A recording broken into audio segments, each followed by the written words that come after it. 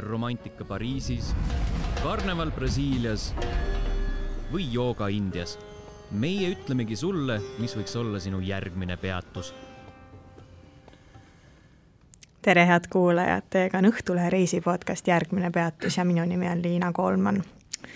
Tänases saates on meil 2 külalist. Meie podcasti läbi aegade kõige noorem külaline, 14-aastane Tristan Paris ja toetuseks tema isa Krister Paris. Tervist!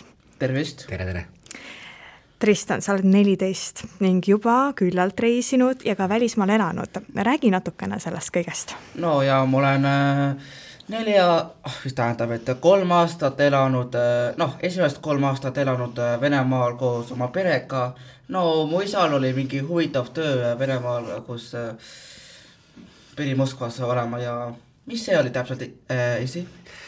No kui ma just paar päeva tagasi jällegi vaatasin mingisuguseid pilte, mida siis Facebook ikkagi pakub jälle aastate taguses mälestuses, siis valdavalt on peale meie perekonna on kõige suuremaks tegijaks nendel piltidel on miilits. Miilitsega siis kuskil veab kedagi ära, lihtsalt seisab kuskil, valvab korda või et hästi palju oli miilitsat. Aga ja minu töökoht oli tookord olla korrespondent meie rahvusringhäälingule ja siis ma kajastasin kõike, mis Venemaal sünnib ja pole midagi parata, et mõned sümbolid jäävad niimoodi rohkem silma.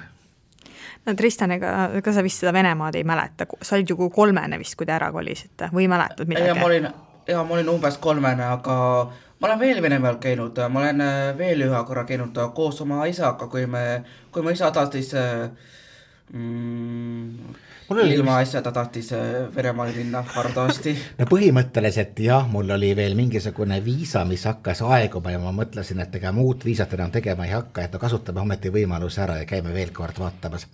Ja seal natuke oli nagu pettumus, et me tahtsime minna Vedenhaasse, kus oli tõsiselt nagu hiiglaslik lõbustuspark, mitte võib-olla nii kaasaegne kui meil, aga ta oli selleks ajaks juba demonteeritud, nii et jõudsime kohale, kõndisime mööda märga porist plätsi ja vaatasime, kuidas Sic Transit mundi. See oli siis isa ja poja reis või oli terve perega? Ei, see oli isa ja poja reis, ma mäletan, ma päris hästi mäletan, et me läksime Tallinna-Moskva öörongiga otse Moskvasse. See oli päris huvitav öörong, millal oli, kui ma mäletan hästi, see oli mingi diskovagun, kus mu isa kohtus ühe tuttava, kes läks ka sama teed Tallinnast Moskvasse. Täpselt nii oli. No, mälestused vähemalt teisest Venemaa korrast olemas.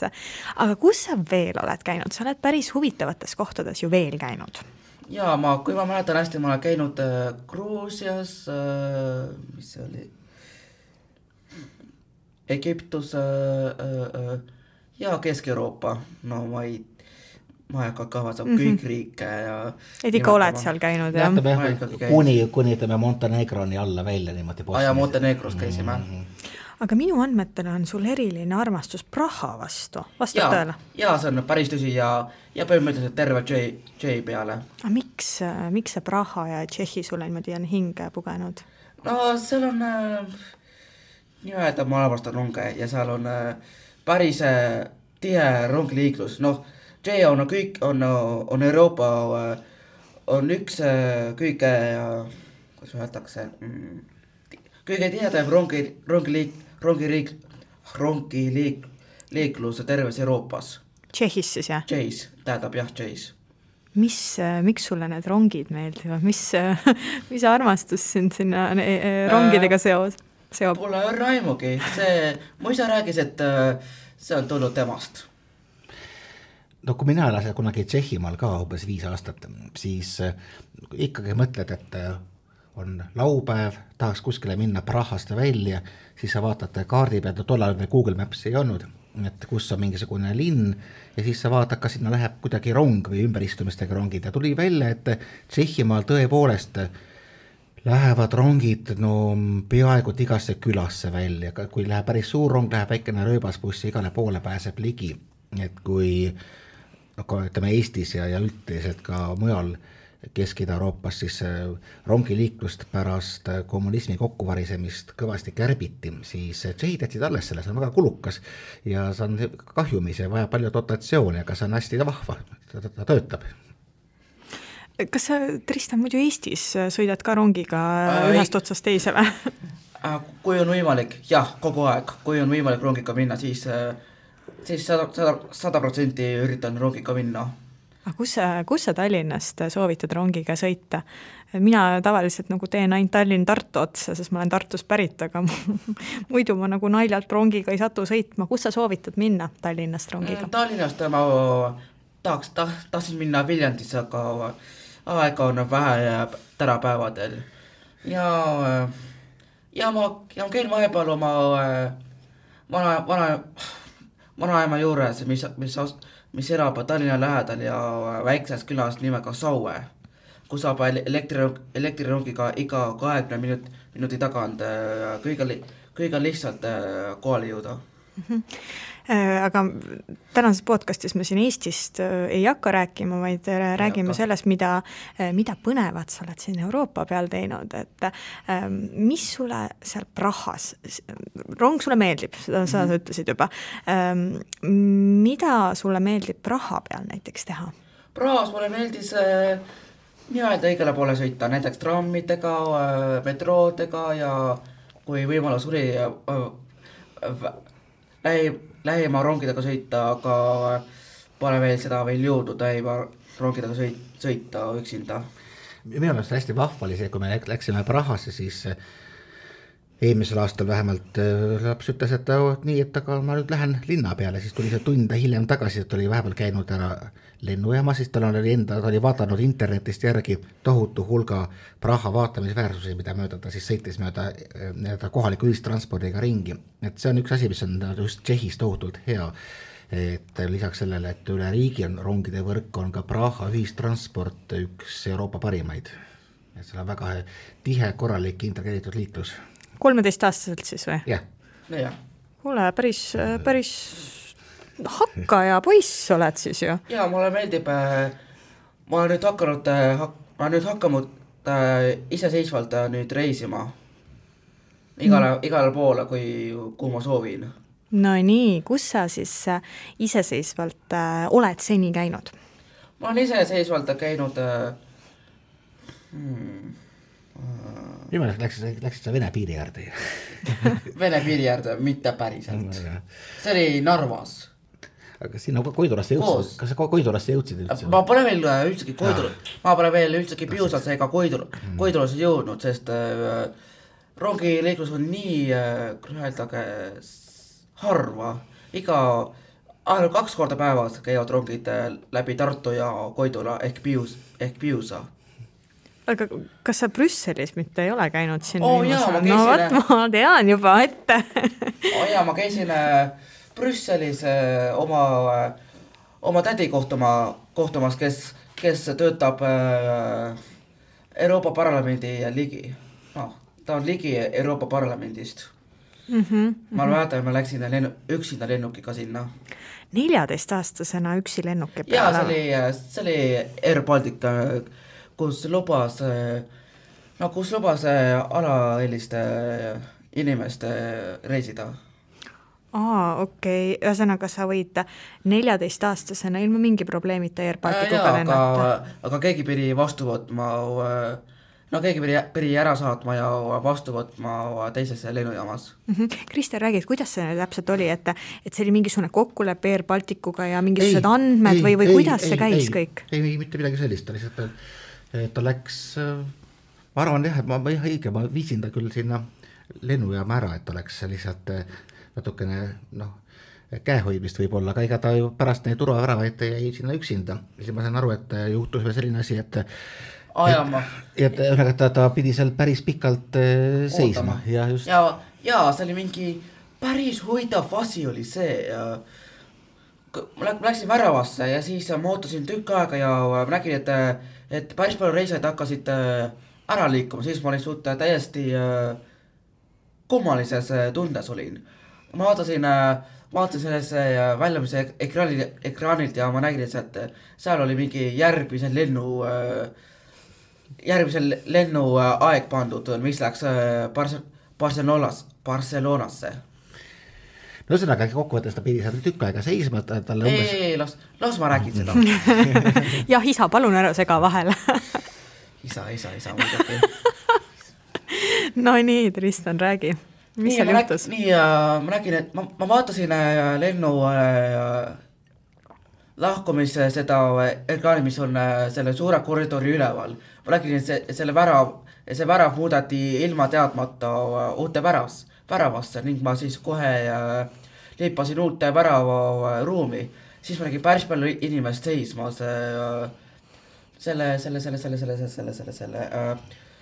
pileti kontrolli laua ees. Ühesõnaga, et seal laua juures oli terve hulk inimesi, aga miks nad olid seal? No, ma ei tea, nad tahtsid rääkida, et miks lennuk pole veel kohale jõudnud, miks lennuk pole veel hakanud sõitma.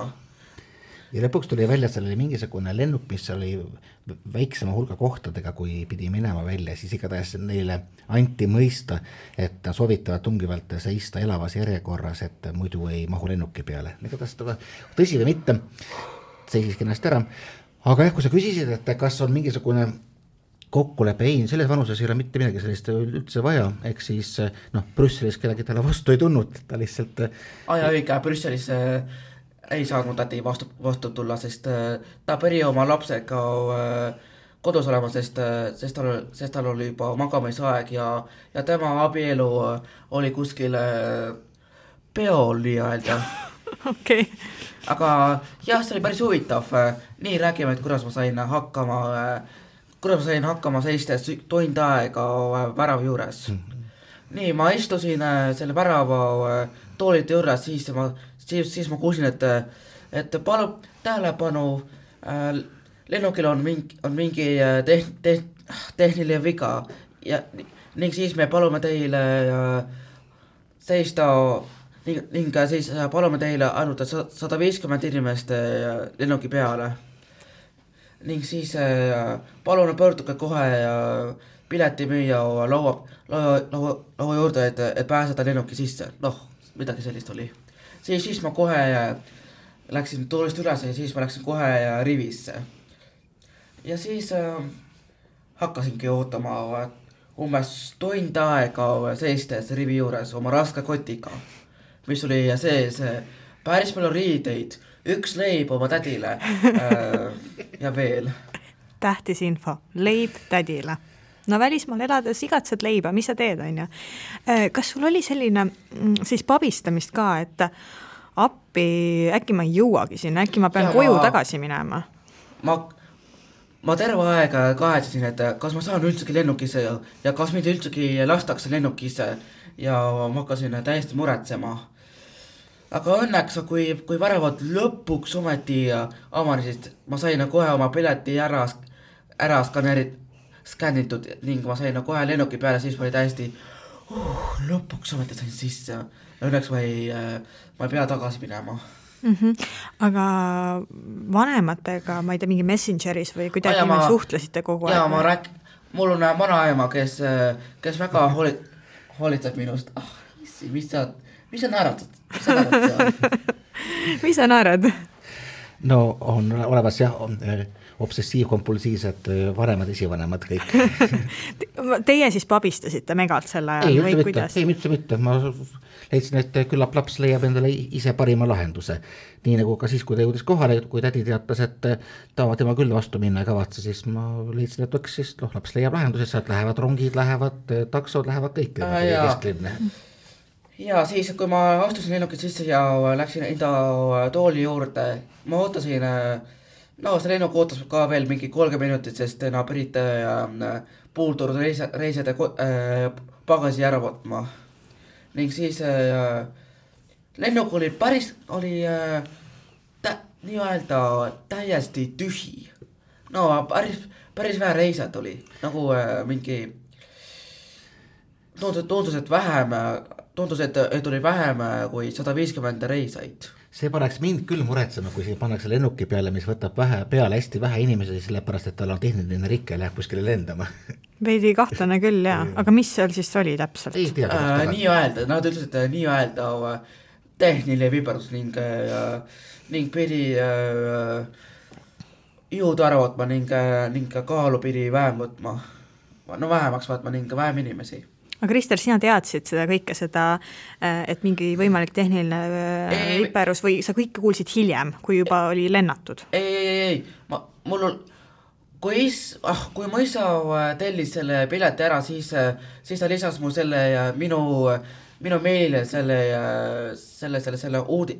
lennu uudiseid ja minu telefoninumbri ka, et ma saaks teada, et millal mis on selle lennuki seisu, nagu see öeldakse? Seisund, olukord ja kõik muudimad ja ei ta midagi mainis sellest, aga mitte nüüd päris nii detailselt, et ma sain aru, et lennuk... See pole nii detailne, vahepeal sõnum oli liiga hilja ja sõnum oli mingi pool tundi graafikust väljas. Üldiselt me leidsime, et tegemist on Euroopa Liiduga, et küll hakkama saab. Mul tuli alati meelde selliste puhkudel, Kaja Kallas vist rääkis, kuidas ta esimest korda Brüsselis, kui tema laps pidi minema siis nii-öelda kooli, mis algab selle vist 4. eluaastast ehk põhimõtteliselt lasteaed ja siis ja sinna lapsi ei tohi kooli viia, vaid tulevad koolibussid ja viivad.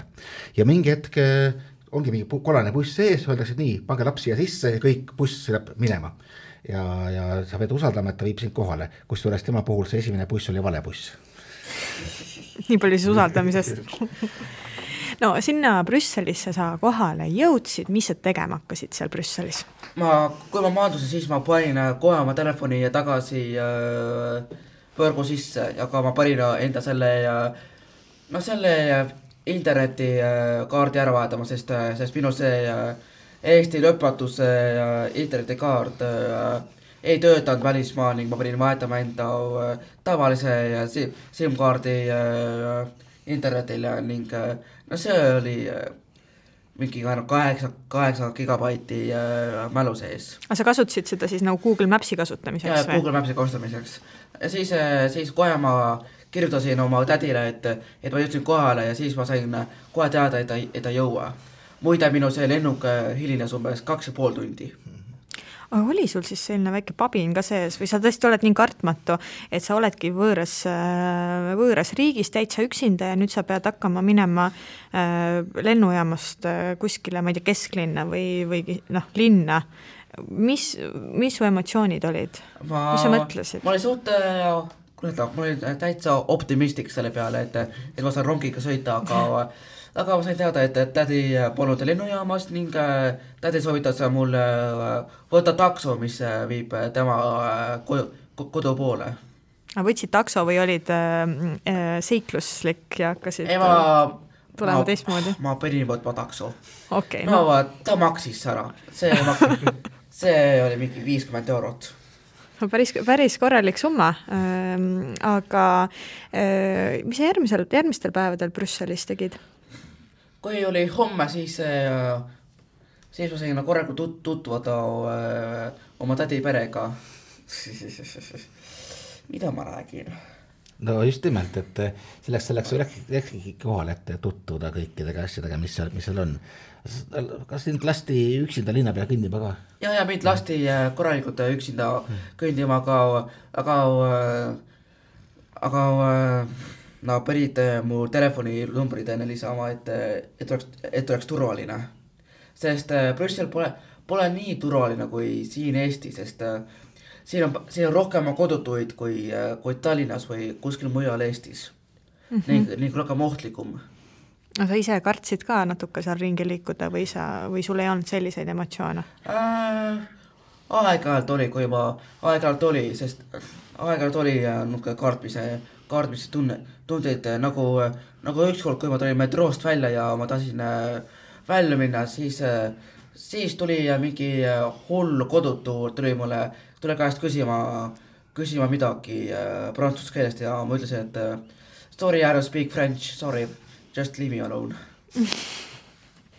Ning ta hakkas mind jälitama ning ning ma kohe jooksin tagasi järgmisse metroorongi, mis kohe hakkas laukuma ning ma läksin edasi peatustest. Põnevad asja, mina kuulen esimest korda. Jaa, see oli mingi hull kodutu, mis... Selle detaili jätame vanematele igaks juks rääkimata, selles muidu nad võib-olla järgmine kord ei luba. No tundub tegelikult selline suht ehmatav olukord, et kuidas, kas kartsid sa sel hetkel? Ma väga ei kartud, aga oli rohkem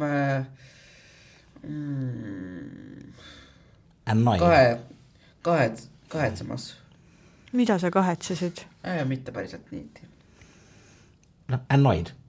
Ärritunud. Ärritud olin. Ja. Kuidas sulle Brüssel meeldis? Jaa, see on päris modernne linn, mis väga meeldib, kus kõik trammid käivad igale poole ja trammid on päris mõnusad ja kesklinn on nii-öelda päris modernselt tehtud. Aga lemmiku Prahaga vist ei konkureeri, ma saan aru, et see Brüssel ei jätnud sellise. Praha on veelgi vanem linn, nii öelda. No kõik on veelgi vanem, aga mitte midagi ei kuidas öeldakse?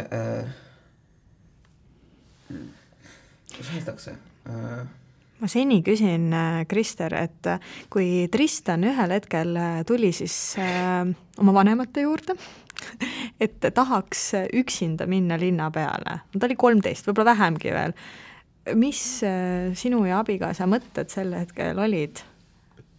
Et lõpeta ära. ei üldse mitte. Ma liitsin, et sul on telefon on, Google Maps on, inglise keelt oskab hästi ja mis nagu peamine, et ehk siis keel on suus, et ta saab, et tšehhid võib-olla ei räägi nii hästi inglise keelt kui siin, aga Prahas tänapäeval ikkagi ei ole probleemi. Ja siis ma seletasin ära, et me mängisime läbi küll stsenaariumid, mis juhtub, kui näiteks telefonist ilma jääb. Et see on üsnagi loogiline, et läheb katki, varastatakse ära, mis iganes saab akku tühjaks. Ja siis Prahas on väga lihtne, et tuleb leida üles esimene trammitee, sõita sellega esimese metroojaamani, kõik trammid viivad metroodesse ja sõita metrooga sinna, kus sa tead, et ta on kodu, nii et siis leppisime kokku kokkusaamispunkti. Ehk siis me tegime sellise worst case stsenaariumi tegime läbi ja siis muu on, ega ta ju väga tegelikult ei erine sellest, kui ta läheks seiklema täpselt Viljandi vahele. Linn on suurem, aga Google Mapsiga läheb igale poole kohale. Google Maps vahepeal on mitte täpne. See on tõsi jah, et eriti suurtes linnades, kus on veel võib-olla sidega probleeme, siis seal ta natukene võib näidata vahepeal näitavad valeid rongiaegu või trammiaegu. Sa lähtusid nendest trammiaegadest ka või? Mõned trammiaed olid ka valed, aga ma vaatasin ametliku selle ajakraavi paberi, mis oli iga trammipeatuse juures. Ning ma sain teada, millal see tramm tuleb ja kuidas ma saan sinna minna. No tagasi nii-öelda hotelli tagasi saada. Kristel, ma saan aru, et sina ei muretsenud hetkegi. Aga kuidas Tristani ema asjasse suhtus? Kas tema oli sama muretu või ema süda ikka muretsev?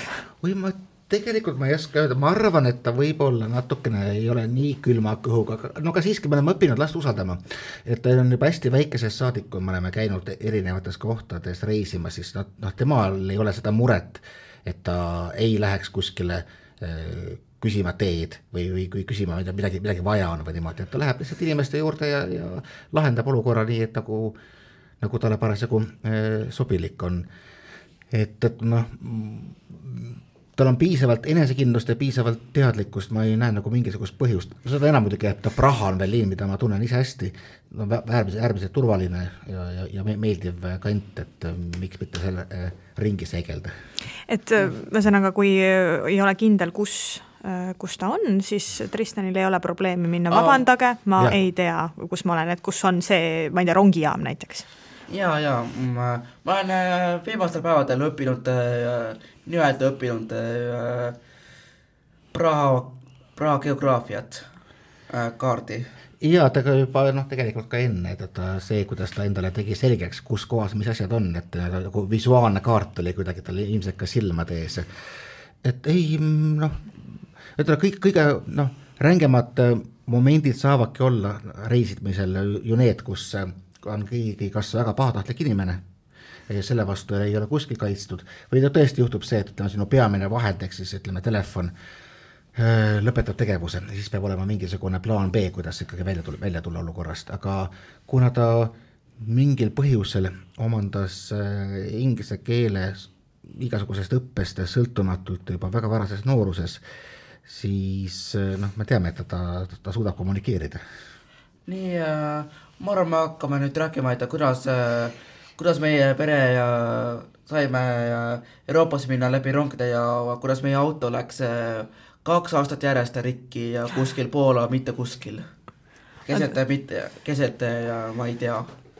Ühesõnaga, te pidite minema, läksite perereisile ja pidite auto vahetama rongi vastu välja, saan ma õigesti aru või mis juhtus? Me pidime ootamatult vahetama auto rongi peale, sest kui me sõitsime autoga läbi ja Poola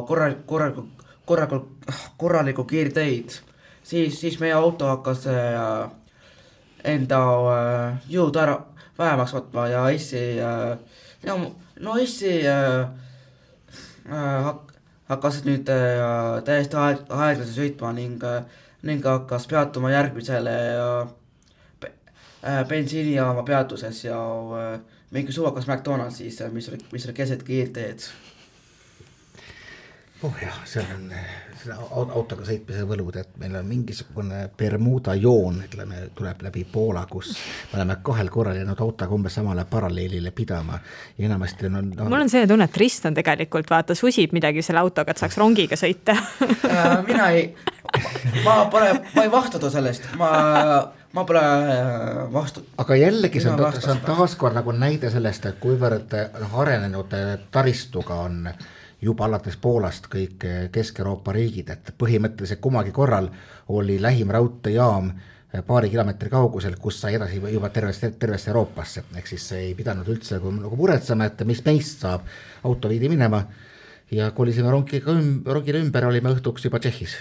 Ja me olime umbes õhtuks juba Tšehhis. Meie auto läks umbes 2 aastat järjest samas kohas rikki.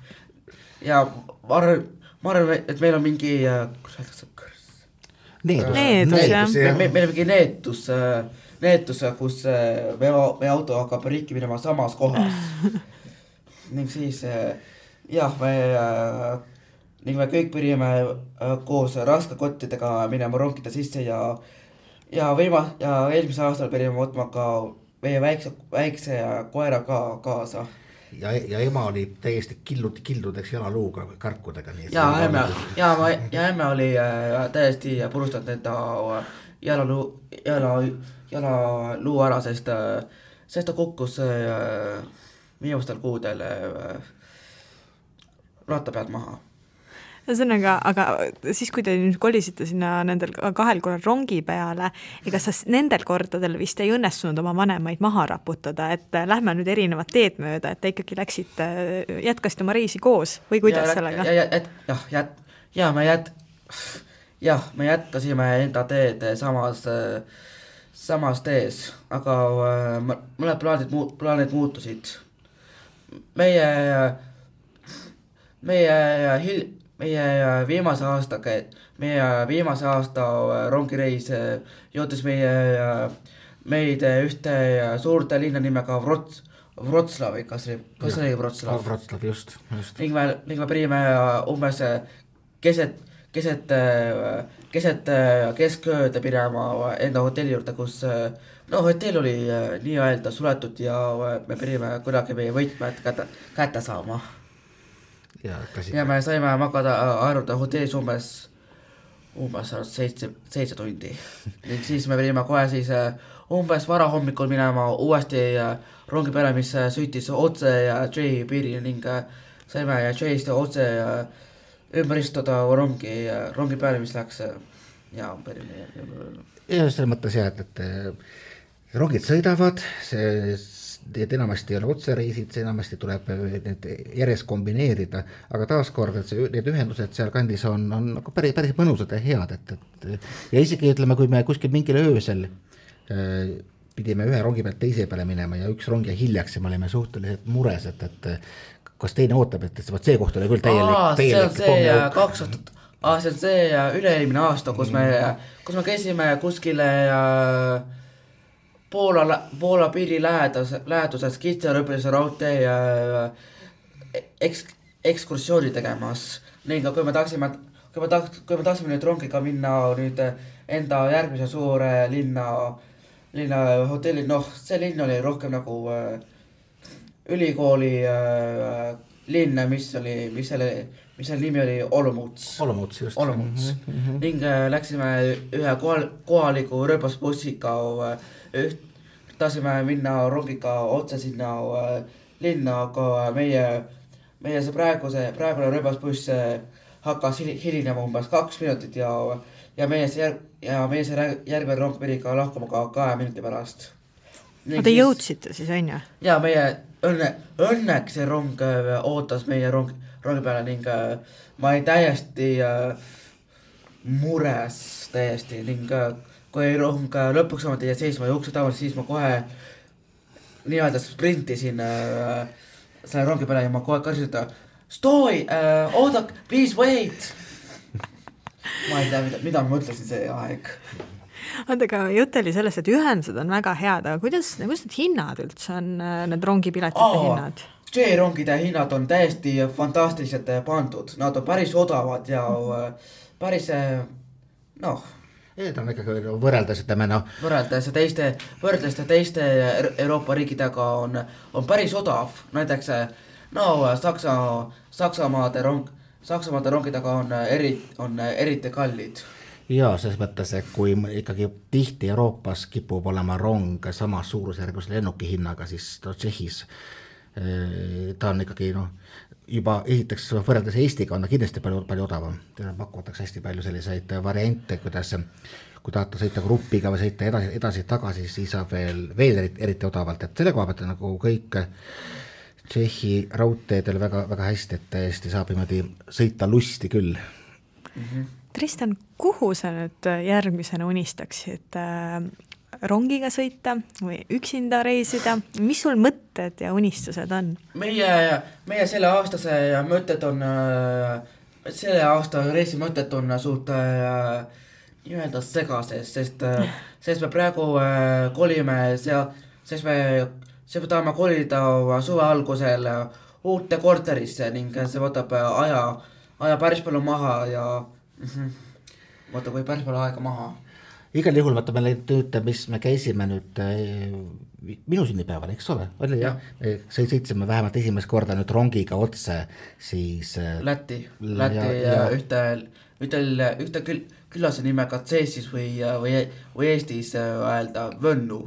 Just, ja sealt meil on mingi idee pojukene, et iseenesest võiks täitsa proovida, jätta see auto ja see Bermuda liin vahele ja sõitagi siis rongidega läbi Vilniuse, sealt edasi Varssavis ja sealt edasi, kuhu iganes, et vaatab. Aga sul oli idee, et vaadata läbi interneti, et kas saab näiteks Riiast Prahasse lennukiga lennata täitsa odava hinnaga? Näiteks, ühesõnaga variant on palju, maailm on taas kord pärast koroonat lahti. Lõpuks ometi, jah. Jaa, nii et ma loodan, Tristan, et saad teha lähiajal väga palju ägedaid reise. Nii rongiga kui ka ilma. Jaa, võib-olla ka ilma ka, aga ma tahaks nüüd ka Euroopas üksinda käia, aga alla 16 väga ei saa. See on kuidagi niimoodi, vaata, kui nagu lennukitega saab sõita tõesti nii noorelt ja keegi midagi ei küsi. Mõned lennukid üldse ei luba alailmest. Ja siis on seal mingisugused kummalised reeglid veel, mida me saame aru, et näiteks kui oleks ümberistumisega reis, siis seda võib-olla ei lubataks teha näiteks, et nad usaldavad, et laps läheb kohale, aga see, et laps lennujaamas vahetab teise väravasse, miski pärast mitte. No pluss on veel see, et mõnedes riikides küllap on üldse alaealistel üksinda ringi liikumisega oma probleemid. Meil ei ole neid nüansse väga selgeks teinud, et igal juhul ta muudki kibeleb üksinda Lätti ja Riiga minema, et ma mõtlen selle peale natuke veel. Ja ma tahtsingi Lätti üksinda minna. Sa usaldasid rohkem Praha peale, aga Riia, mis on siin lähemal, sa usaldad vähem või? Ei, küsimus on selles, et ta tahaks minna päris üksinda Päris maale. Ja, et seal aga tegelikult Brüsselis seda läks, kuigi tädi oli seal.